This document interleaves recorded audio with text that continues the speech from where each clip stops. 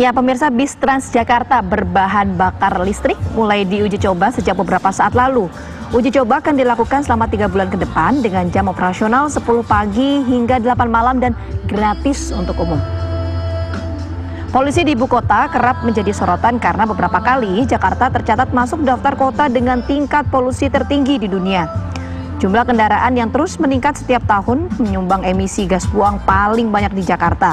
Penggunaan transportasi umum seperti bus Transjakarta dianggap belum bisa mengatasi masalah polusi ibu kota. Nah, kehadiran kendaraan bertenaga listrik ini kini mulai digadang-gadang bisa menjadi solusi permasalahan polusi di DKI Jakarta. Nah, seperti apa busnya, kemudian operasional dari jam berapa, siapa saja yang boleh ikut uji coba ini, kami akan mengajak Anda untuk bergabung dengan rekan kami, ada Kamarati Kusuma dari Balai Kota ya. Pati. Bayu, Vita pasti penasaran pengen cobain bus listrik ya. Karena tadi Vita sempat menyampaikan kemajuan teknologi transportasi listrik ini meminimalisir dari polusi udara. Nah, harapannya nanti semakin banyak moda transportasi menggunakan energi listrik, maka semakin cerah, semakin biru juga langit Jakarta karena tidak ada lagi polusi. Salah satu upaya yang dilakukan oleh PT Transjakarta dengan melakukan uji coba bus listrik sampai 3 bulan ke depan. Saya penasaran, selain juga saya akan mencoba, saya juga akan ajak pemirsa untuk berbincang langsung dengan Direktur Utama PT Transjakarta, Bapak Sarjono Joni Citrokusumo. Kita langsung masuk ke bus listrik. Selamat pagi. Oke, dicek kesehatan ya. Ya, betul. Dicek temperaturnya aman, baru boleh masuk. Kemudian saya juga hari ini pakai face shield, jadi aman juga. Sudah ada Pak Dirut pagi ini. Selamat pagi, Pak Joni. Sehat Pak Dirut? Sehat, Alhamdulillah. Saya selain ngobrol-ngobrol mau ngajak Pak Dirut juga jalan-jalan. Kita mau kemana Pak Dirut pagi ini? Rute pagi ini kan dari Balai Kota ke Blok M. Emang itu jalur uji coba kita buat bis listrik. Oke. Pak Dirut, sebelum kita jalan, boleh dikasih lihat nggak sih Pak? Ternyata ini juga kapasitas cukup besar dan juga ternyata ada ini ya, protokol kesehatan tetap dijalankan di dalam sini ya? Iya, ini tipe K9, kapasitas 48 penumpang. Tapi karena sedang dalam posisi PSBB, kapasitasnya kan jadi separuh. Ya. Jadi ada yang duduk, terus kemudian kita kasih duduk silang, lalu ada tempat berdiri, yang juga ya. jarak, terus kemudian ada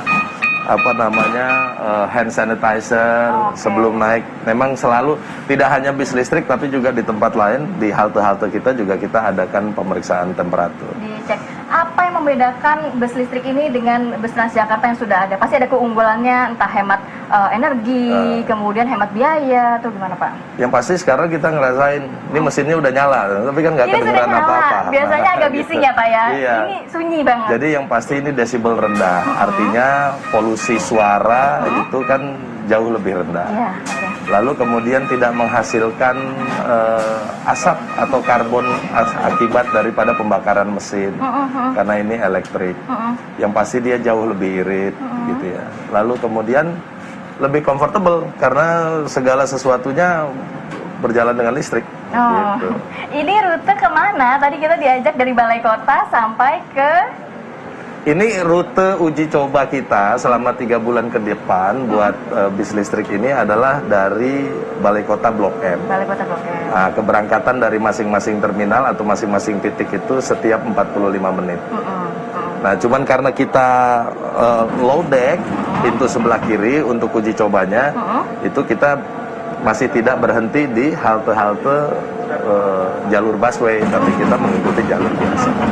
Nah, Pak Dirut, ini kan kita tahu ya bahwa selama ini mungkin sudah banyak mobil listrik yang dikembangkan di Indonesia begitu, tapi kendalanya adalah infrastruktur. Nantinya, kalau untuk bus listrik ini, apakah memang tempat nge-charge-nya itu sudah disediakan oleh Transjakarta atau gimana? Jadi sebenarnya gini, jadi investasi baik itu tempat charging station, terus kemudian bisnya sendiri, lalu kemudian maintenance dan lain sebagainya saat ini di provide atau diberikan oleh pihak ATPM. Nah, nanti ke depan kerjasamanya adalah operator yang akan melakukan investasi. Nah, untuk bis ini saat ini ada di depo kita, itu tempat chargingnya. Jadi setiap malam setelah habis pelayanan itu kembali ke depo dan dilakukan charging. Dilakukan chargingnya itu berapa lama dan untuk berapa jauh Pak jaraknya? Chargingnya itu 4 jam, 4 jam. Jadi tapi kalau umpamanya baterai dari 30% ke 100% itu kurang dari 3 jam untuk kita charging. Nah itu bisa kembali ke, kalau bis ini yang tipe K9 ini. Pak Dirut punten, kita sambil duduk aja mungkin, mumpung lagi boleh, berhenti. duduk sini boleh. Sambil duduk boleh. Nah setelah itu di-charge selama kurang lebih 4 jam ya? Kurang lebih 4 jam itu kembali ke 350 kWh kalau yang bis ini, kurang lebih ya 350 kWh. Itu bisa digunakan untuk 17 jam. 17 jam. Jadi artinya kalau rute Blok M kota ini ya bisa 7-8 kali ritase, ya, pulang pergi sehari. Sehari. Berarti cukup nge-charge sehari sekali aja begitu? Sehari aja, sehari itu sekali aja. Nah, berarti sangat hemat begitu nantinya ya Pak? Seharusnya sih begitu, kan cita-citanya seperti itu. Jadi ketika Pemprov DKI itu mencanangkan langit biru, ya program langit biru, artinya kendaraan-kendaraan diarahkan untuk rendah emisi, rendah polusi suara dan lain sebagainya, maka sebagai BUMD, sebagai perusahaannya milik Pemprov, ya kita menopang itu, kita mensupport itu. Nah makanya program ini berjalan. Program ini bukan baru, jadi bis ini setahun yang lalu itu sudah kita coba di area tertutup seperti kalangan Monas, terus kemudian di Ancol gitu. Nah sekarang waktunya untuk kita perkenalkan di jalur komersial. Jalur komersial. Terakhir Pak, biayanya ada yang berbeda nggak untuk penumpang? Oke. Kalau biaya ke penumpang nggak terlalu beda jauh ya. Kan sekarang saat ini tarifnya busway itu 3.500 per sekali trip.